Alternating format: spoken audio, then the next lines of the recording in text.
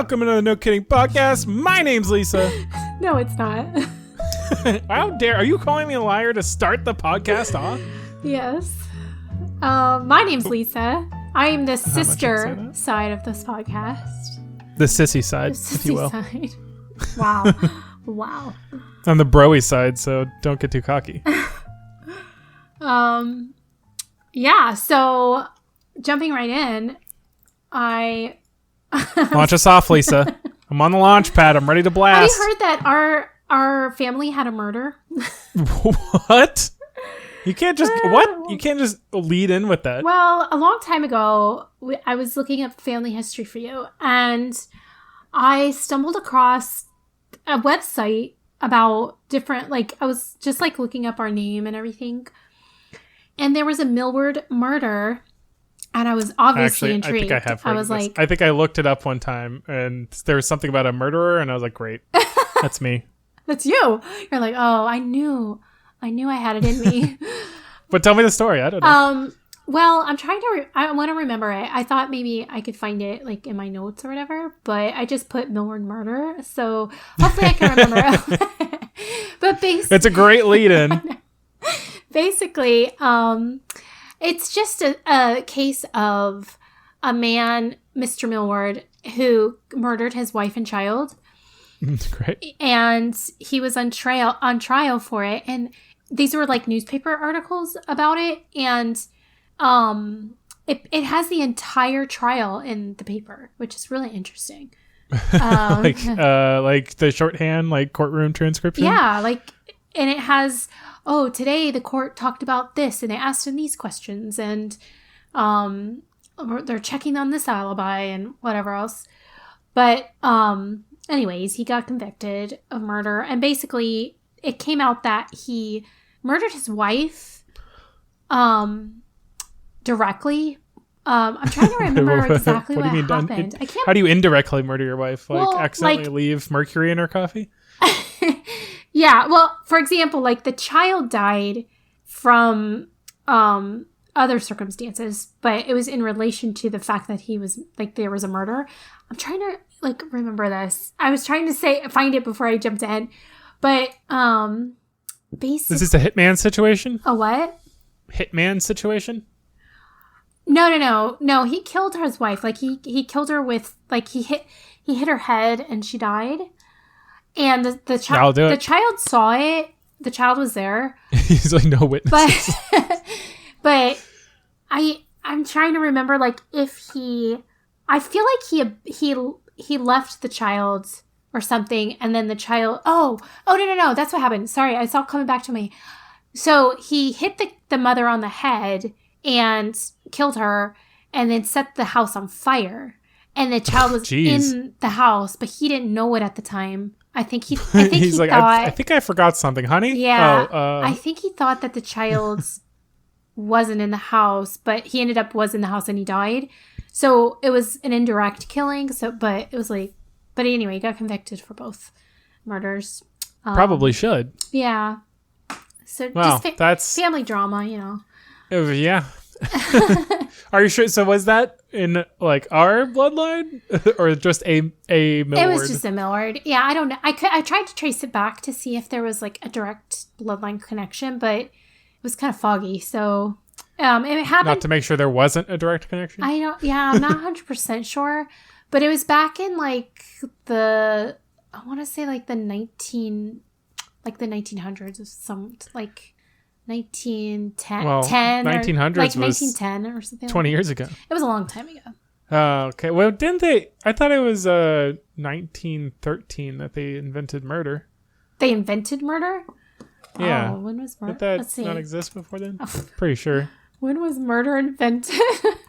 Can you invent murder? I don't know. Somebody did. Murder. Murder Cain. in the house of Jacob. Okay, I don't know how to say his last name, but that was in 1890.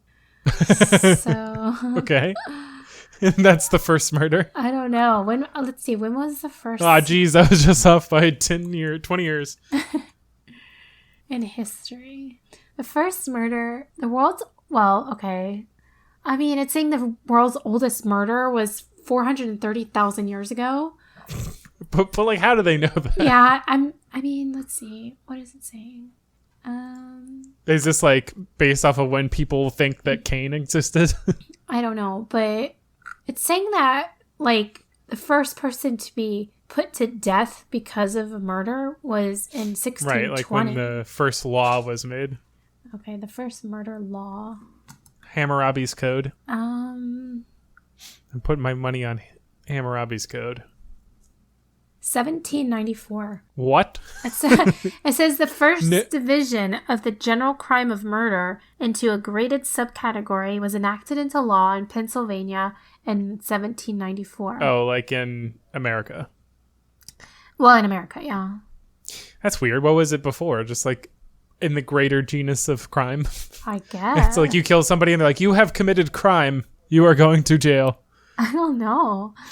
When was the first ever law for murder? Dun dun dun. Google will tell me. I like when I Google this, the first thing that comes up is a Wikipedia from murder. It says one of the oldest known prohibitions against murder appears in Sumerian code of Yernamu, written sometime between 2100 and 2050 BC. So Hammurabi's Code didn't have anything about murder? I don't know. The code states, if a man commits a murder, that man must be killed. Sure. Says murder was made illegal in the USA in 1790. Well before this murder occurred. I don't know when. I wish I could find that information. Like, murder? This is like a deep research project that we're going to do live. Well, on the anyway, podcast. the whole reason. We're like, so anyways, I got my library card. Let's take this podcast down. Yeah. Downtown. Well, you know, I mean, I don't know. I feel like, did I include that? Maybe I didn't. I don't know. In the family history stuff I sent you? Probably not. Interesting. In Hammurabi's Code, there's a bunch of different sections. There's one for assault, but not one for murder. It's interesting. That is interesting. Are they just like, well, if you killed him, then there's no problem. Who's going to sue you? True. But the point of me bringing up the murder, well, not the point really, but it's leading me into this. I found this girl on YouTube her name's Bailey, and because nobody plays games with me, okay? Let's all feel sad for me for a moment. Sure. I'll go ahead. But also proud of me, because I've learned in my lifetime that I just don't... That's too many emotions. I'm only capable of one, Lisa. I don't really need friends, you know? Like, yeah. I am a real. solo person. Like, I'm independent. I don't need people to have fun, which is actually pretty true. Like, I'm very much independent, do things by myself and on my own. So it caught my interest that Bailey had the top 10 solo games that you can play by yourself. Who's Bailey? I don't know. It's just some girl on YouTube. Look her up. Oh, okay. Just look up cool. Bailey's games. I don't know. I don't really follow her or anything. I just saw her like recommend something. And anyways, so her list includes, I'll give you the list first, but the first one is Awkward Guests. And it's basically like a mystery and deduction card game. Oh, and by the way, all these games are not video games. They're like board games. Yeah, you promised me video games last episode. No. I promised you games. Start with the board games. I promised you games. Oh, however, are these the games? If you would like a video game recommendation, it'll be the same recommendation I give everybody. It's the Sherlock Holmes detective. Yes, and they do have a new one out, apparently. So I haven't played that one, but I'm sure it's good. They're all good. Okay, so these are all like board games / card games. And that's what I was looking for, because I'm always like, when I'm bored and like maybe the internet's down or the power's out, or I don't know, I just don't feel like being connected to a device. I'm like, will somebody play cards with me? I usually ask Mike, and Mike, I don't know, like he must have not grown up with board games or any kind of, I don't know what he did as a child, to be honest. But he does not play games like that. Like, yeah. So he won't play cards with me. And I found Rude. right, but at the same time, I'm like, I don't need him because I've got Bailey and her top 10 solo games. So the first one's Awkward Guests, and I'm really into the fact that it's a mystery and deductive card game because to me, one of my favorite board games was Clue. And it's, and one of my favorite video games is Sherlock Holmes. So, I mean, come on. It's kind of like, it's for me, apparently. There's some great deduction and mystery games out there. Like, there's like Love Letter, Werewolf, that kind of stuff. Yeah. Secret Hitler. And apparently you can play it a couple, like multiple times and it won't be the same outcome every time, which is kind of nice. I see. So, and then another game is called Friday, and it's kind of like a solid, it's like a deck building game.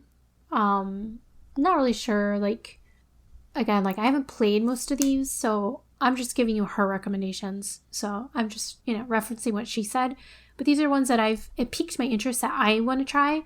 So I thought, anyone else out there who doesn't have someone to do stuff with, like games, also like if it's raining, because I like to do a lot of stuff outside, but sometimes it's like not a good environment. So yeah, I feel you.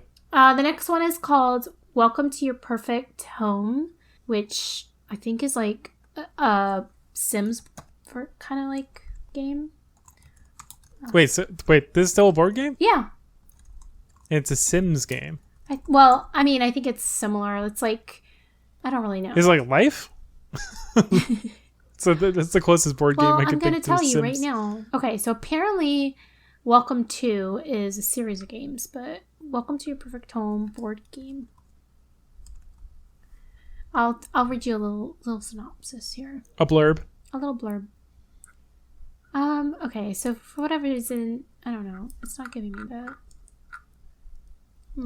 Okay, it's designed like a 1950s neighborhood with fences, parks, and swimming pools, and plays like a roll and write dice game, which you mark results on a score sheet, but without dice.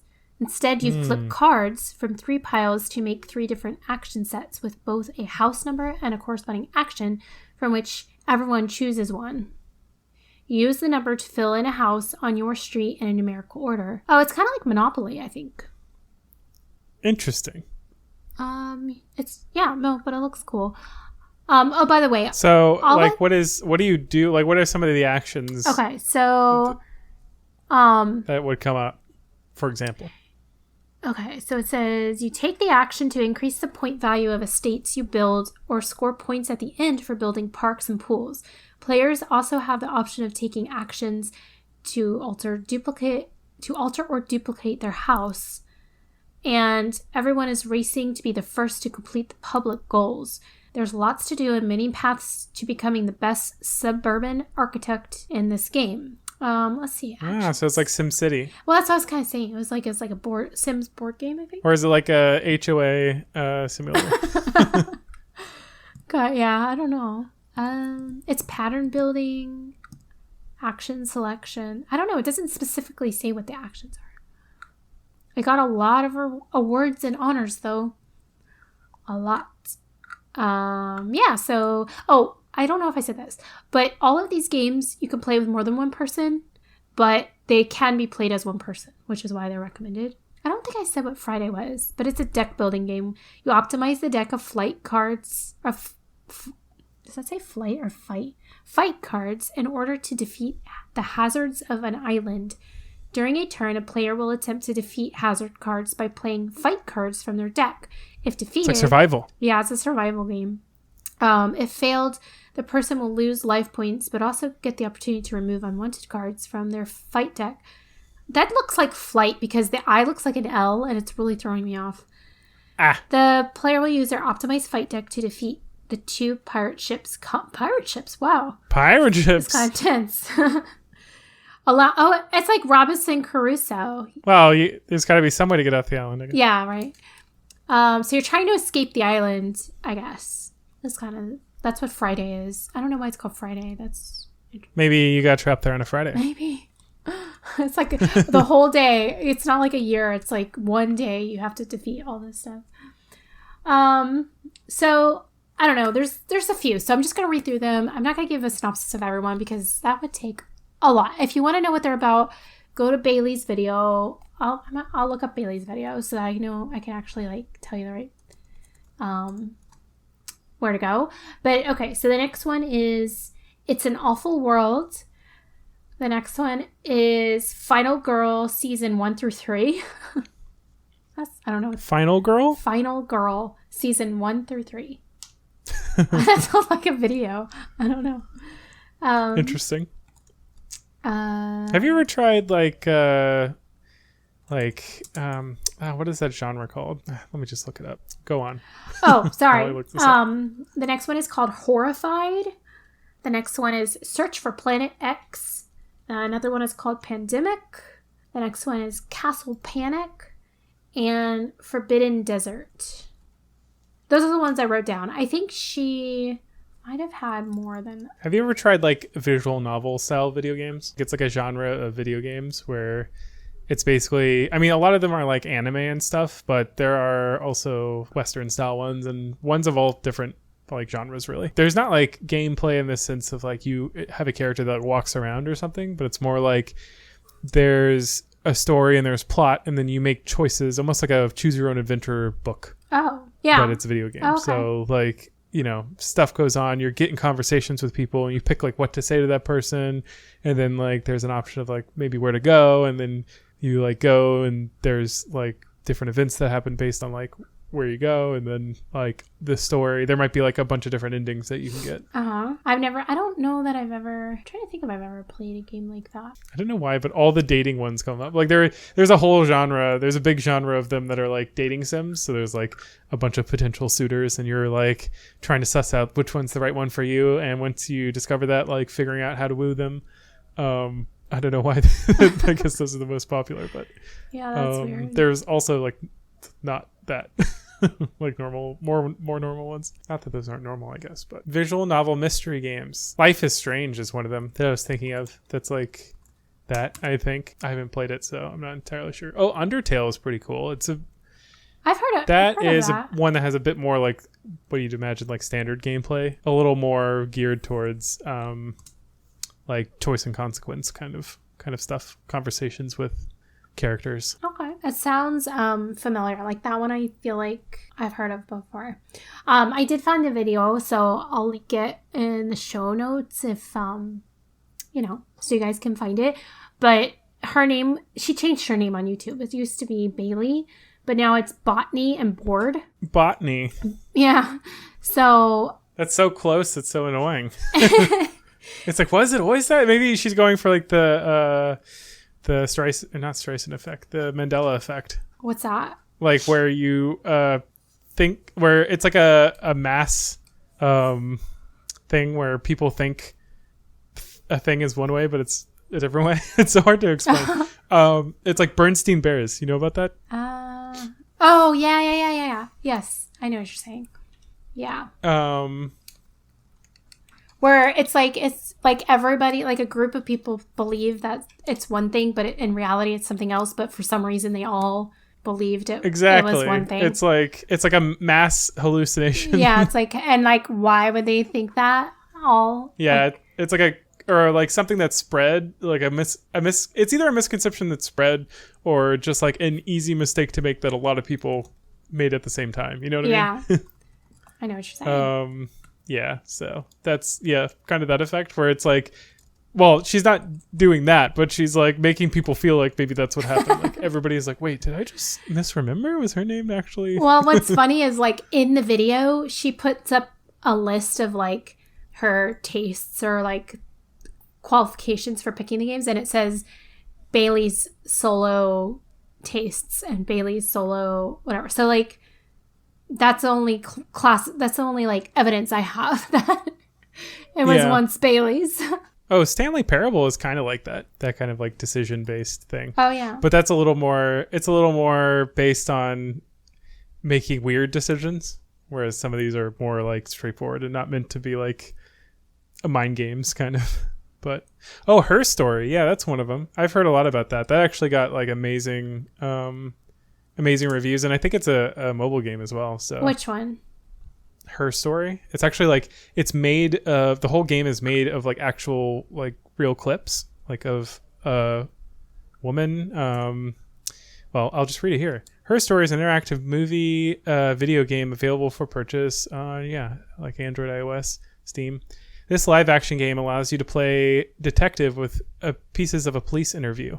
Search through simulated desktop for new clips of videos and piece together her story in order to discover the truth. It is among our picks for best iPad games. So it's like literally like it's footage of like interview essentially that's like chopped up, and you I guess try and like piece together how something went down and figure out like a mystery. Oh, okay. That sounds interesting to me. It's interesting. It got like a lot of really good reviews. Yeah, that sounds cool. So, and that's online though, right? Well, it's just like a mobile game, so you can like download it and then interesting. But yeah, it's not a board game. I guess if that's what you mean. Yeah, no, but it still sounds cool, and people might want to hear it or read it. Wow, but not you. I get it. Okay. No, me too. Me too. So a swing and a miss. A swing and a miss. I got it. No. Me too.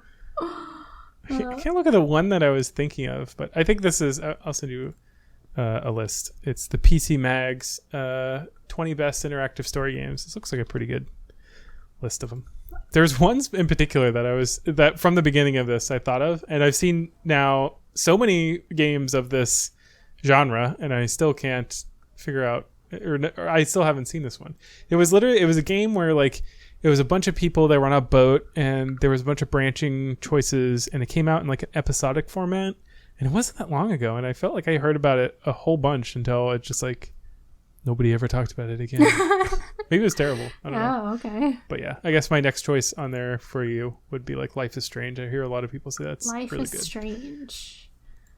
Yeah, I don't know. I haven't played it, but I just hear it's really good. And it's that sort of game, I guess. Oh, okay. That one's a little more interactive. I think it has a little more gameplay involved, but like I say gameplay, anything's gameplay, I guess. But I guess like I don't know, events, mini games, like actually controlling player, like that kind of stuff, rather than like a lot of these types of games are basically played in a menu. You essentially like choose from a selection of choices, essentially. Yeah.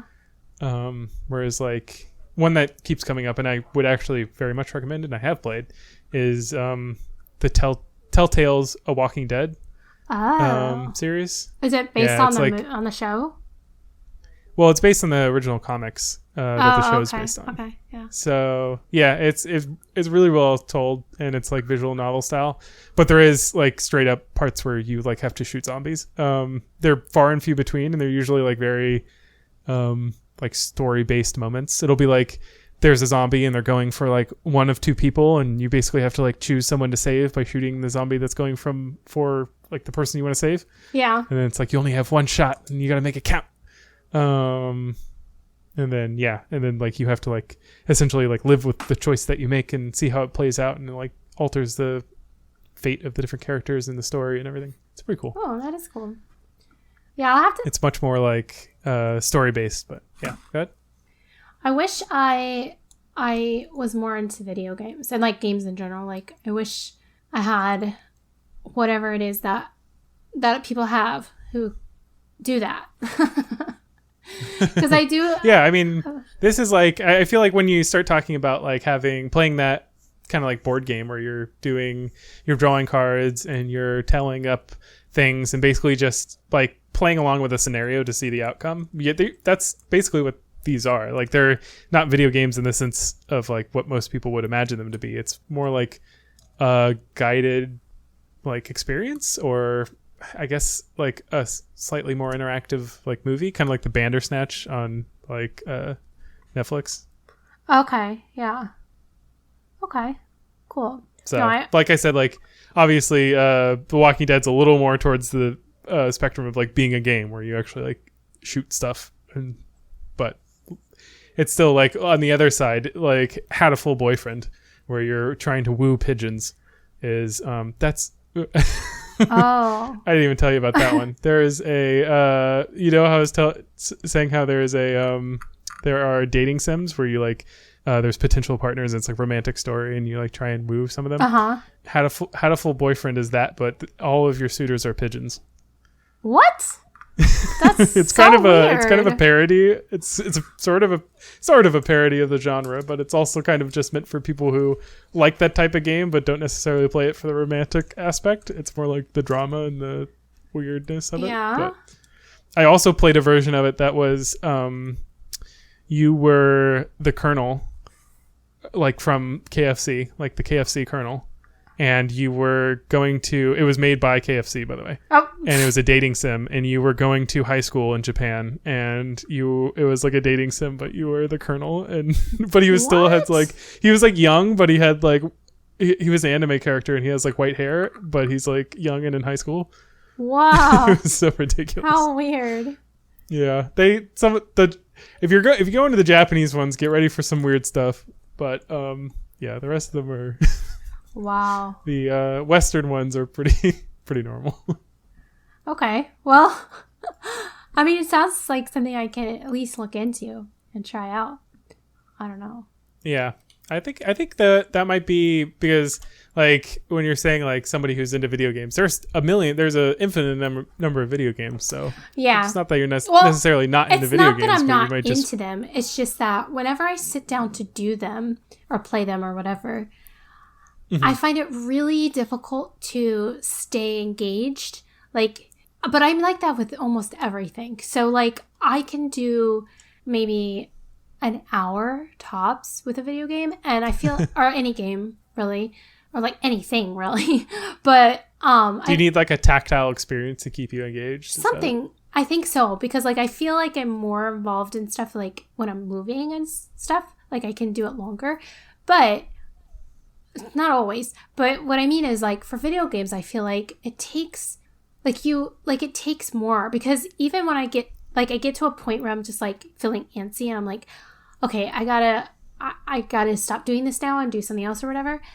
I feel like I'm just getting into the depths of the game, and I need to stay here and like continue on to really appreciate it, because like also my problem is like a lot of the games that I play are very puzzle based or like quest based or something like that. So like I never completely finish my objectives because I get up and leave. Right. You know what I mean? And then I find it hard to come back and start. I don't know, like in the middle. So that's my problem. Like my problem is like it's the like picking up and leaving. My short term, yeah, my inability to sit still for too long. Yeah, it's definitely just an attribute of games that they generally tend to be longer form. Like I think that's something that's like hard to explain to people that don't really play video games, where they're like, oh, like you're gonna go play a video game, so like I don't know, let's meet back up in like 30 minutes. I'm like, there's no video game that I can play in 30 minutes. Like maybe I can play like a match of like a FPS style game. Yeah. But even some of those, like CSGO or something, is going to take like an hour. Yeah, exactly. So they're always meant to be like more of a whole experience that you spend a decent amount of time on. Yeah. And I mean, I'll do it here and there, but I find that I find it very challenging. And that's the thing that I wish, like I do watch other people play and like really get into, and I'm thinking like, oh, I wish I could just really get into a game and like stay there for a while, but it's challenging. I feel like if I did it enough that I could sort of train myself to do it, but yeah, like I feel like I don't know. I don't want to use like terms or whatever, but I feel like that's my version of not being able to focus on something for so long, you know, like for too long without feeling. And like I've talked about this before, like I have another issue where if I feel like I have all of these rules where if I'm going to start something, I cannot be disturbed, because if I am disturbed, I'm immediately distracted and I'm immediately disengaged from whatever I'm doing. So I find it really hard to re-engage after I've been distracted. And so that happens a lot too, where I'll just get distracted and then I find it hard to like continue with whatever I was doing. So I think it's just a me problem I need to fix. I guess there's part of it that's like given into it. I feel like with my ADD, video games will kind of automatically trigger that like hyper focus situation, which is like makes them kind of the perfect medium for me, because it's like something that I can actually like fully throw myself into, and it's like not difficult to stay engaged. Right. But that can obviously have like the inverse effect for somebody that like doesn't give into the experience instantly, and there's kind of a roadblock there, some friction to getting into it. Yeah. But I found that game that I was like, I can't remember the freaking thing, what the name of it was, and it took me forever to Google it. It was wild. It's called the Dark Pictures anthology Man of Medan, or Medan. But anyways, yeah, visual novel kind of thing. Apparently it's spooky. I didn't know that. Really? Yeah, so if you're into doing like a horror style game, it is $19, so not too. Oh, season 1. Hang on. There's a whole bunch of them. I'm not sure. I think their whole idea is that they have like episodes, so I'm not sure how it works. You might have to buy like multiple of them to get the full experience. But anyways, I digress. I don't necessarily recommend it. I don't know anything about that game other than that it's kind of a choice-based thing. But yeah, no, it's good. Hey, like my ADD there, going off on a random tangent in the middle of talking about how I have hyperfocus sometimes. Yeah. Well, I mean, I get it, because like usually if you have ADD or something like that, like you like the hyper like focus can happen when you're constantly stimulated, like when there's like a constant grab for your attention. So but then again, there are games that are just a little bit slower, so those would be less able to keep you engaged. I don't know, but I mean, I get that, but I don't know. Oh, thank you. You sent me something. He sent me something, guys. That's why I said thank you. Just so you know. That's just the game I was just talking about. If you wanted to look into it, well, I guess it's an anthology, and there's a bunch of different ones, and I don't know if like they're all. I assume they're in the same universe, but they're different stories told, and they're each about like $20. So if you want to buy all of them, it's like $100. So I don't know if you want to go that deep, but maybe play one of them, see if it's your speed. I'll check out the trailers and stuff and see. Yeah, you can just click on any of the 4 down at the bottom to get to see them. I guess I don't know if it matters what order you go in, because they're technically anthology, but I assume the Man of Medan is the first one. Mm-hmm. Okay, perfect. Back to Murder and Mayhem. I was trying to find the murder I was specifically speaking of. I couldn't find it, but I did find another murder of a girl named Vera Millward. I do not think Vera. I mean, she was in the UK, but she was 40 years old, and she was a prostitute, and she was killed by the Yorkshire Ripper. Ooh, is that this? That's not Jack the Ripper, though. No, that's one of the spin-offs, right? He's one of the spin-offs. It's like, I think, yeah, there was a bunch of like copycat ones. Yeah, I think this one happened in 1978, so not that long ago. But, yeah. So another Millward killed by a Ripper, which I thought was pretty crazy, because what are the odds, dude? For real. But it's crazy that somebody can have your name and not be related to you. Is that weird? That can't happen. I assume all of the Smiths of the world just rolled their eyes really hard. Yeah, right. Smith is so... I mean, who knows? Maybe they are all related in some way. Some distant relative. You're all related. From like... I assume it was because like they were originally... I mean, for at least English surnames were originally like job-based. Right. So it was just kind of like all of the blacksmiths, you're now Smith. Right. So they probably weren't related. Yeah, it was just like whoever was a blacksmith at the time. And then those, obviously, like they had many children each. And then, so, you know, there is a great deal of them that are obviously related, but then there is a lot of branches. So a lot that aren't. True. It's so weird to think about like genetic statistics, because it's like almost everybody is related if you go back like, I don't know, what is it, like not that many, like 6 generations or something. It's because there's just like so little people compared to how many there are today. So it's like true. Especially if you're like from the same country. I know. That far back. It's crazy. I've looked you up before and I found so many Andrew Millwards. Oh yeah. Yeah. The rugby boss. There was I think there was one that was wanted for murder or something. Oh really? And I was like, uh-oh, is that me? Andrew Millward wanted for murder? I have like a Google alert. I think he was arrested, but oh, thank goodness. I don't know. Because if he reached out, I'd be like, oh, it's my brother. What's up? Hey, homie. What up? Hey, homie. He's like, I'm ready for doing a new episode of the podcast. Right. You're like, we don't do that in person, silly. Oh. I have to tell you about another game. So, shut up and sit down. It's... Okay. That's not the name of the sitting? game. That's the name of the channel that I found this on. It's a channel that reviews crazy games. But this game is called Crokinole, and it's amazing. If there was a game that I feel like I could really get into competitively, it would be Crokinole. Yeah. It's basically how do I even explain it? It's basically like it's a big round board, and it's kind of like it's like shuffleboard, but with your fingers, and you like flick. This is awesome. Flick it. Is it like shove a penny? What is that? Oh wait, I think I've heard of that. What is that? Shove a penny. Well, okay, but this is amazing because it's like it's so rewarding. It's like the dopamine that you would get from playing this game, and probably the stress. I don't know. Cortisol, dopamine, release back and forth. I don't know. But it's just the rules are interesting. Like the way it slides against the wood, and he's sending me Wikipedia information. Yeah, it's kind of like that. Here, let me show you what it looks like.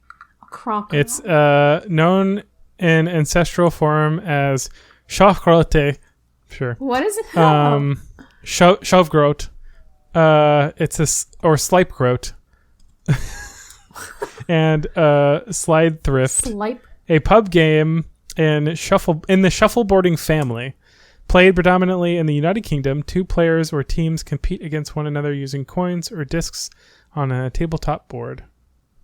So you try and like flick a coin into a specific zone. Yes. On the board. Yes. That's basically what it is. Let me see if I can get this. Yeah, it's a great game. And I've seen it where it's kind of like golf almost, where you try and like bounce it off like different objects on the table. Well, this one's not like that exactly. Ooh. It's so cool. Fun. It's like what happens if you get it right in the middle? Oh, if you get it right in the middle, you get all the points. You get so excited, you're like, oh. It's well, okay, so there's so many rules, but so you can get it in the middle. Oh, how do I explain it? Like you have to, if you get it in the middle the first time, or like when no other discs are on the board, basically, like you have to get it in the middle when nobody else is on the board. And then, like, you can only have so many pieces on the board at the same time in the same locations, or it all gets messed up. There's just like a lot of rules. I'm going to send you the video. There's a video on it. It explains everything, but it is the coolest game. And more than anything, I feel like it's so rewarding. What does your board look like? What does my board look like? Yeah. I'd probably pick I might pick colored discs because it might be more fun. Is the middle the cronkle? The middle is the middle the cronkle. I know it's cronknole, but it looks like cronkhole. Yeah. I want to make it the cronkhole. You gotta pay the troll toll to get into that cronkhole. Well, no. Okay, so let me look up the rules. It's interesting. So you like can't touch the board? Like the discs themselves, it's just hold on. Let me explain. I'll look it up. Oh man, how many players can you have? I'm seeing like 4 players in some of these cases. You can have 4 players, but normally it's played with 2. Interesting. Is it team based? Like 2 teams of 2? 2. Yeah, you team up. I see. So Sort of a cornhole situation. yeah, kind of like that. Gosh, I don't even know where to start. Like, there's just so many like rules. Like, I don't even know where to begin. Basically, like, you have to try to get to a certain. The best games have the most rules. Well, there's not like a ton of rules, but they're like. So each of those rows, there's a lot. Oh, so the board that we're looking at here, guys, it's like it almost looks like a table that has a disc in the middle of it, but the table part is where you put the discs where you're keeping them. But you can also slide them around the table, which is weird. But also, you take turns flicking your disc towards the middle of the board, and in the very center of the board there's a little divot, so if you get your disc in that little divot, you get a lot of points. I don't know how many points you get, but all the points. Wink wink. It's just a really cool game, guys. Look it up. I'll put that in the show notes too. And I'll put a little Laurel and Hardy to brighten your day too, because why not? I like this board. The picture, the one you sent, it has like it's giving me Go vibes. It's got like black and white pieces and on a nice like wooden board. Go vibes. Let's go. Yeah, the Japanese game Go. It's like it's kind of like chess but way more complex. It's not Chinese checkers. Oh no, it's Chinese, not Japanese. Okay, I see what you're saying. It's like made out of black and white pieces. Yeah. I get it. Apparently, it's that's another one that has a crazy amount of rolls. Oh, and it's very strategic. That one does look a lot more complicated. This one's not like super complicated. You just have to get a certain amount of points, but your discs can only be on the board in a certain way and a certain time, and that's really the biggest thing. And it goes like if you ever watch a championship, it goes so fast, and you think like, what the heck just happened? I recommend you just watching a couple championships, and you'll be hooked. But a crocodile board is super expensive. I already looked into it because I was like, can I buy that, please? Let's see. Oh my god. Sorry, I saw this. Oh my gosh, they have a small one for $74. But the ones I was looking at were like $500, $600 and up. But I guess you can buy like cheap ones. But they don't have the good. So one of the best parts about it is the smooth surface of the board, like the wood that's coated in like this smooth stuff. And sometimes there's sand. Anyway, I don't know. It's really cool. But, you know, if there's anything else you want to say, Andrew, before we wrap this up and leave, let me know. Play that bar top shuffleboard. Do that. And also let us know what your favorite games are. And if you have any solo game recommendations or video game recommendations. But preferably solo games, because Lisa's not about... I'm not about having friends. Not about having friends. Being with other people. Get out of here. Oh, I did do a couple solo trips. I mean, I always do solo trips, but I did some recent ones. But we could talk about that another time. All right. Next episode. Peace. Stay tuned. Yeah, stay tuned. Peace, love, and review. Review what? Us. Oh, okay. Yeah. And, later, take homies. Care. I love you, that's why I say cheerio, not goodbye. Remember our old tune, be back soon. It's time for my Spanish lesson. Triscuits are great, because those dogs are cute. I love you, bye-bye.